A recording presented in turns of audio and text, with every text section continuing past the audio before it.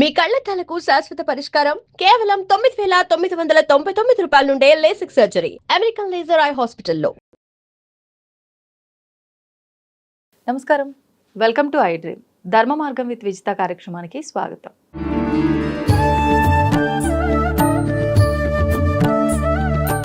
ఈ మధ్య ఒక పెద్ద చర్చగా మారిన ఆడవాళ్ళకి సంబంధించిన విషయం పీరియడ్స్ విషయం. పీరియడ్స్ సమయంలో టెంపుల్స్కి వెళ్ళొద్దు, నిజంగా వెళ్ళకుండానే మన పూర్వీకులంతా ఉన్నారు. ఆ విధానాన్ని వాళ్ళు కరెక్ట్గా ఆచరించారు. అంటే కొన్ని కుటుంబాల్లో వాళ్ళని సపరేట్గా ఉంచకపోయినా కొన్ని కుటుంబాల్లో వాళ్ళని ఆ 3 రోజులు 4 రోజులు విడిగా ఉంచటము, వాళ్ళతో ఏ పనులు చేపించకపోవడం, ఇవి విన్నాము కాస్త.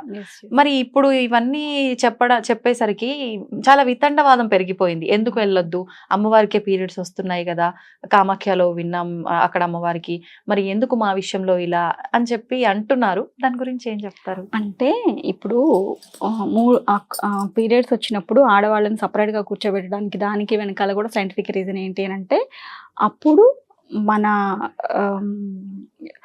హార్మోన్స్ ఇన్బ్యాలెన్స్గా ఉంటూ ఉంటాయి. ఒక్కొక్కళ్ళకి కొద్దిగా ఉండొచ్చు, ఒక్కొక్కళ్ళకి ఎక్కువ మోతాదుగా ఎవరికి ఎలా ఉంటుందో తెలియదు.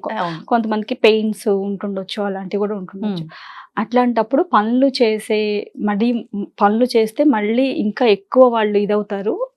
ఆ స్ట్రెస్ దీన్ని తట్టుకోలేక అందరి మీద చిరాకు పడతారు. ఇవన్నీ ఉంటాయి కాబట్టి అప్పట్లో జాయింట్ ఫ్యామిలీస్ ఉండేవి కాబట్టి చక్కగా వాళ్ళు చేసుకునేవాళ్ళు, వీళ్ళు రెస్ట్ తీసుకునేవాళ్ళు. ఎందుకంటే అప్పుడు కాస్త కూల్గా ఉండి వీళ్ళు సాత్వికాహారం తీసుకొని కాస్త ప్రశాంతంగా ఉంటే అది అయిన తర్వాత మళ్ళీ వాళ్ళ పనులు వాళ్ళకి చేసుకోవడానికి బాగుంటుంది అని చెప్పేసి అది దాని వెనకాల రీజన్. అంతే కదా. ఇప్పుడు అట్లా మీరు ఇంట్లోనే పనులు చేయకుండా ఉండు అని అన్నప్పుడు గుడికి వెళ్ళి అది కూడా ఒక ఇదే కదా, ఇబ్బందే కదా, ఇబ్బంది. సో అందుకని ఇప్పుడు పక్కన గుళ్ళు అనుకోండి, అది వేరే విషయం. దూరం గుళ్ళు, అక్కడ యంత్రాలు మంత్రాలతో మంత్రశక్తులతో ఉంటుంది. బట్ దానికి అప్పుడు మనకుండే ఆరా మ్యాచ్ అవుతుందో లేదో, ఓకే, అది కూడా నీకు ఇబ్బంది కలుగుతుందేమో కదా అని వాళ్ళు ఇవన్నీ పెట్టడానికి రీజన్. ఓకే, అది తెలుసుకోకుండా గుడికి ఎందుకు వెళ్ళకూడదు అప్పుడు అని భీష్మించు. మిగతా సమయంలో బాగా వెళ్తారు, ఇప్పుడే వెళ్ళలేదు వద్దన్నారు అని చెప్పి వితండవాదం కదండి కదా. అంటే సొసైటీ అంతా ఇలాగే తయారైపోయింది చాలా వరకు. అందుకే మీకు తెలియకపోతే తెలుసుకోండి, తెలుసుకొని ఆచరించడానికి ప్రయత్నించండి. తెలుసుకోకుండా వితండవాదం చేయడం వల్ల మనకి వచ్చేదేమీ ఉండదు. మనమే లాస్ అవుతాం, అన్నిటికీ మనమే స్ట్రగుల్ అవ్వాల్సి వస్తుంది. అంతే.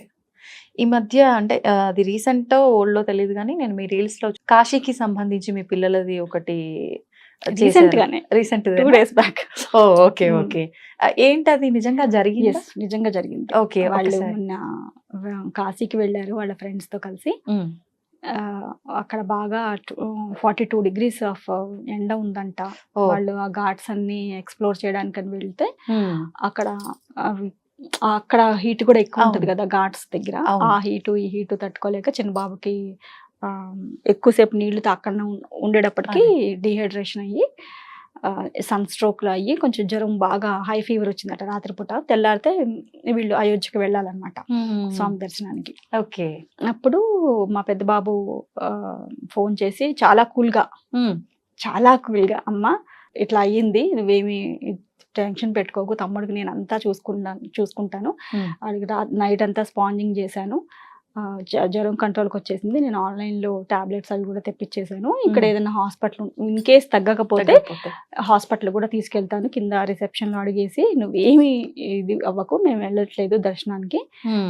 అంటే అప్డేట్ తెలుసుకుంటూ ఉంటాం కదా వెళ్ళారా లేదా అని, ముందే ఇంటిమేట్ చేసి నాకు ఇన్ఫర్మేషన్ పాస్ చేసి నేను తమ్ముడిని చూసుకుంటాను, నువ్వు ఏమీ బాధపడుకో అని చెప్పేసి వాడికి ఫుడ్ కూడా మంచి పెరుగన్నమని అదంతా తెప్పించి తనే అంతా చూసుకొని ఒక్క రోజులో జ్వరం కంట్రోల్ అయ్యేలాగా చేశాడండి. నిజంగా మా పెద్ద బాబు నిజంగా అలా చూసే వాళ్ళము కాదో, నేను కొంచెం తల్లి ప్రేమ కదా ఇదే పోయి ఏడుపు వచ్చేసింది చాలా.